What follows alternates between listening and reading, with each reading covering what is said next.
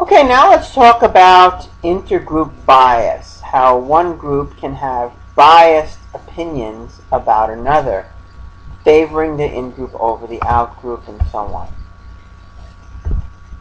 One of the factors we need to consider is categorization. The process of categorization is our natural process of putting things into categories, at least mentally. So we tend to, for example, you look at, you put objects into categories. You put, cars into one category, trucks into in terms of moving vehicles, you could put cars and trucks and boats and trains and stuff like that. You put things into categories. You group them together, and essentially it allows you to distinguish one group of items from another group of items. This is an important part of our way of cognitively understanding the world. Well, we do this when it comes to viewing group members, versus an in-group versus an out-group, let's say. And Tajfel and Turner did some very interesting research creating what they call the minimal intergroup situation. Okay? In this case, the groups were put together based on a very trivial factor, whether they liked a painting by Klee or a painting by Kandinsky. These were modern artists. So you put them into these groups based on a basically trivial, random, almost random distinction here. There shouldn't be any reason why people who like one painter versus another makes them anything better or worse than the other. But what happened was, when the groups were put into a situation in which they were asked to distribute resources, well, guess what? They favored their own group. They distributed more resources to their group than to the other. And what the conclusion is that just the perception of belonging to two different groups is enough to create intergroup discrimination, to potentially create intergroup conflict. Just categorizing yourselves into an in-group and an out-group is enough. And what's interesting is this. Doesn't this seem to go against the realistic conflict theory? There really is no realistic conflict between in the minimal intergroup paradigm. There is no realistic conflict whatsoever. But nevertheless, it does result in discrimination. So the categorization itself would be enough to at least get started on the move toward intergroup conflict. So that's very interesting. Okay, we talked before about the in-group, out-group bias. We tend to favor the in-group over the out-group. That's called ethnocentrism. We do, as an example of this, for example, we tend to favor our own ethnic groups or our own nations over others. So, for example, if you may have heard of the phrase American exceptionalism, the belief that America is special as compared to all other countries of the world. So this belief is an example of ethnocentrism that we have. The tendency is that we have a positive attitude towards our in-group, negative attitudes towards the out-group, but really it's the positive in-group favorability that is the more powerful of the two. So we tend to be more positive toward our in-group, and maybe the out-group maybe not necessarily negatively, but we're certainly less positive than we are towards the in-group. So out-group derogation does exist, but it's not quite as strong. It's not as strong as the in-group favorability that we have, the in-group favorability bias. There's also kind of a double standard thinking when it comes to in-groups, versus out-groups, is that we tend to be more forgiving of transgressions made by the in-group than by the out-group.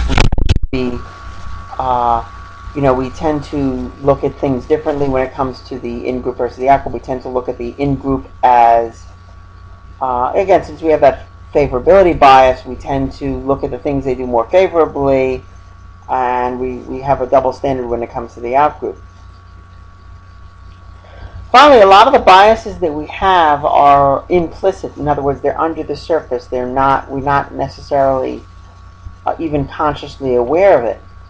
If you look at, there's a test that you could take called the implicit association test, and I have the link here that I could show it to you, that I could show you.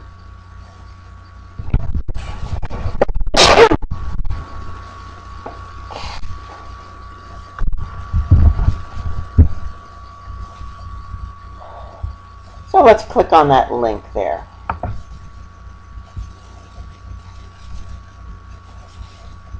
And you can see the project implicit is essentially where you can go ahead and you can take those tests on your own just to see what it's about. Basically, we don't always say what's on our mind. You know, sometimes we may believe something, we're embarrassed to admit it, but another way we may not realize even that we have these beliefs. So the implicit association test measures the attitudes and beliefs that people may be unwilling or unable to report. And so I'd like you to take a look and explore the website, and you can take one of the tests yourself. It's very interesting.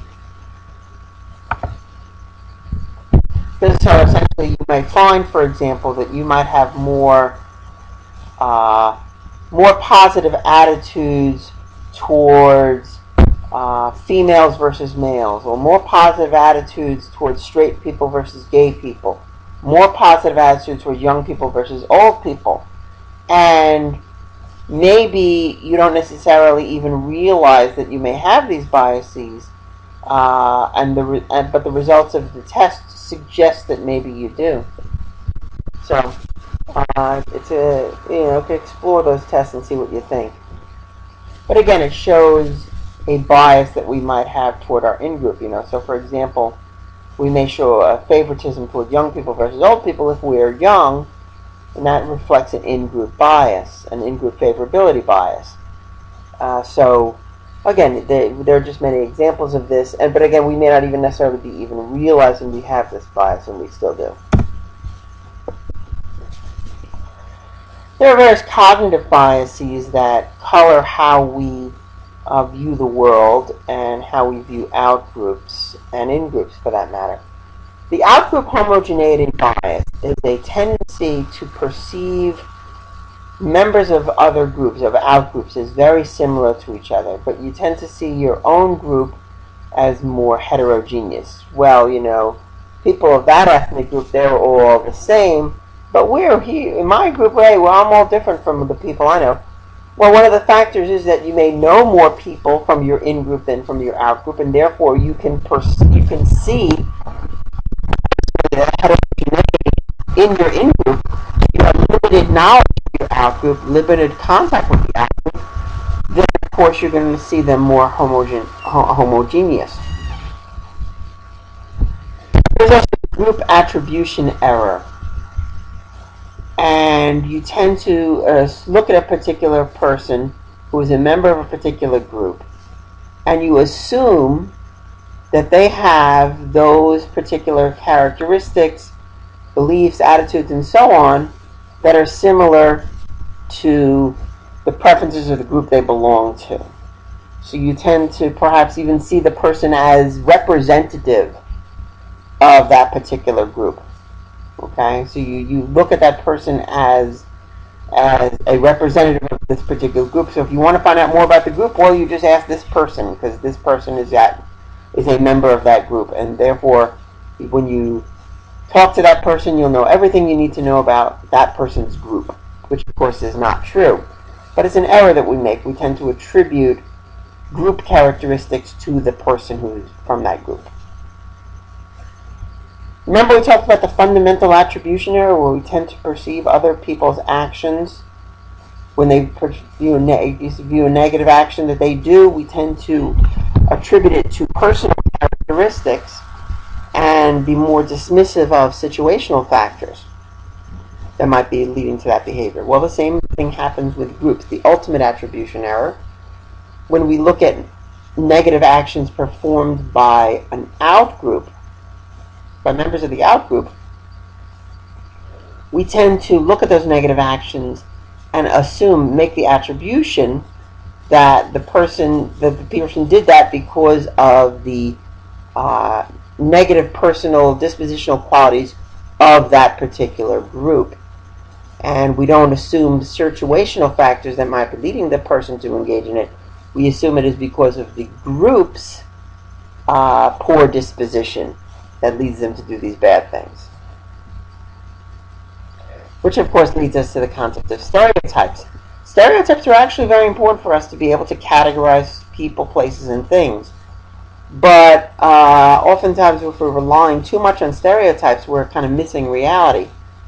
And we tend to group people into categories, we stereotype them, and therefore it colors how we view their behavior, how we act toward them.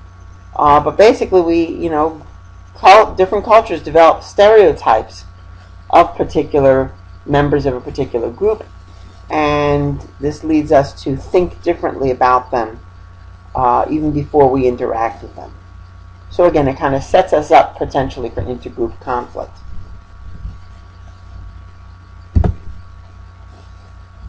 Interesting look at stereotype is kind of a summary of what stereotypes, the way we stereotype others, can be more or less categorized into two themes: warmth or competence.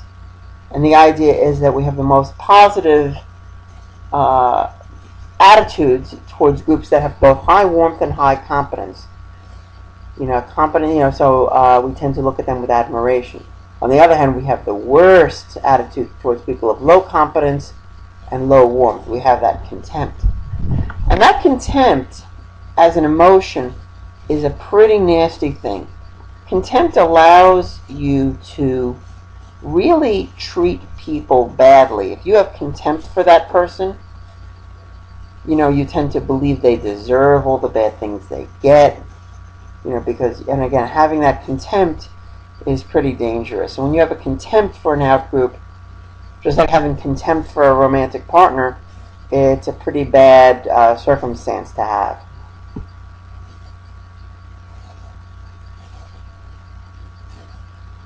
One of the things that we often do when it comes to outgroups is we will, particularly in an outgroup that we have pretty negative feelings towards, an outgroup which we may have a lot of contempt for, we might essentially put our morality on a shelf somewhere, and we may simply we take the approach that the morals that we have don't apply to the person in this group.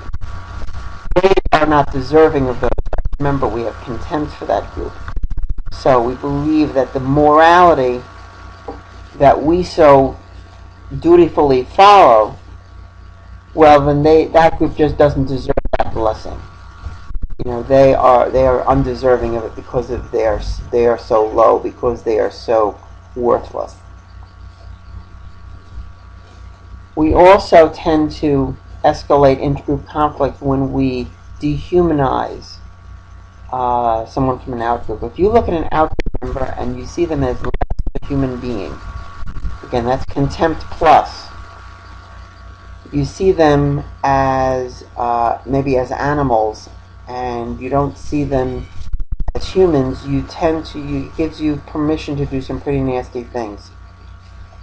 If you look at the fairly recent history, about 20 years ago, massacre in the country of Rwanda in Africa, where members of one group, the Hutus, took some very dramatic, violent behavior toward a rival tribe called the Tutsis. Now, these were people who lived side by side with each other. They even married members of the different tribes. So, this for years they were living side by side. But there was a conflict between the two groups. The conflict escalated.